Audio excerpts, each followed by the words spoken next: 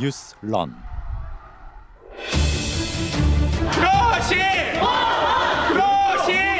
This was the beginning of a period of intense analysis. 처음부터 중립성과 객관성을 상실한 일본 편향적 검증이라는 게 저희들의 생각입니다.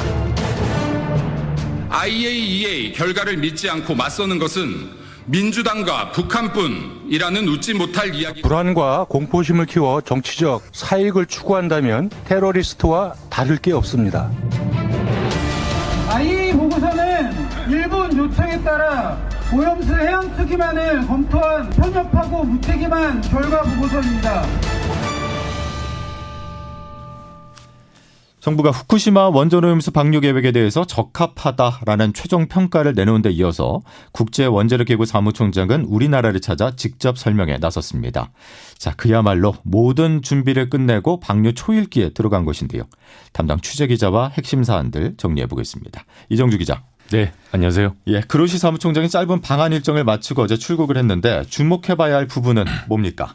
네, 후쿠시마 원전 오염수 방류의 안전성과 이해를 돕기 위해서 우리나라를 방문했다던 그로시 사무총장이 결국 단 한 차례도 공개 기자회견을 열지 않고 어제 출국했습니다. 예. 우리나라에 오기 앞서 일본을 먼저 나흘간 방문했는데요.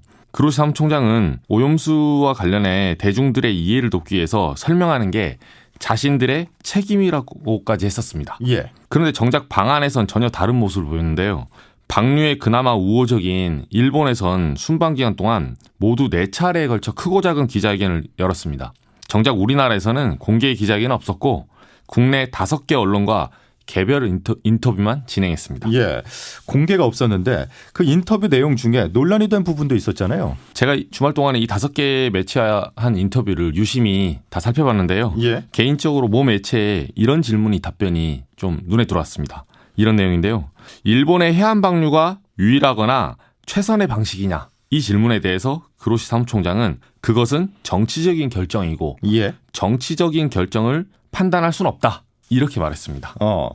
인터뷰 내용. 그러니까 조금 더 구체적으로 보면 이게 어떤 부분이 쟁점이 될 수 있다는 겁니까? 네, 이 정치적 결정이란 게 굉장히 애매모호한 말일 수도 있는데요. 예, 예. 사실 오염수를 처리하기 위한 방식이 5가지 정도 있어요. 지하매설, 지층주입, 수소방출, 대기방류, 해안방류 이렇게 5개 중에 이제 일본이 해안방류를 선택한 겁니다. 예.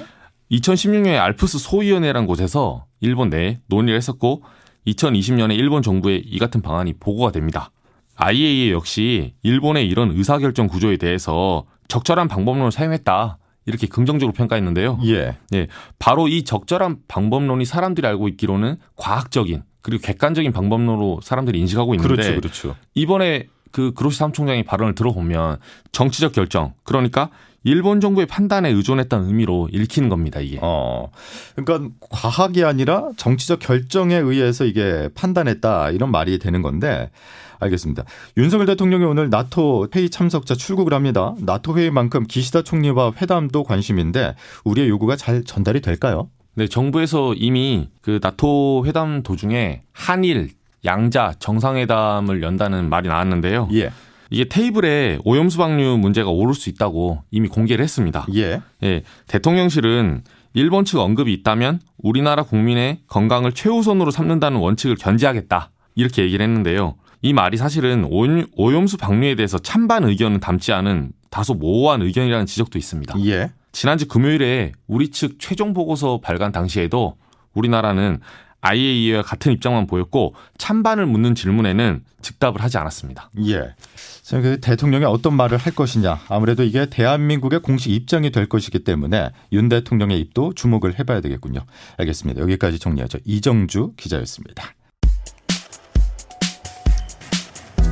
보다 더 다양한 뉴스가 궁금하십니까? 출근길 오전 7시 CBS 라디오 표준 FM 김덕기의 아침 뉴스에서 확인하실 수 있습니다. 핵심만 담은 뉴스가 여러분을 기다립니다.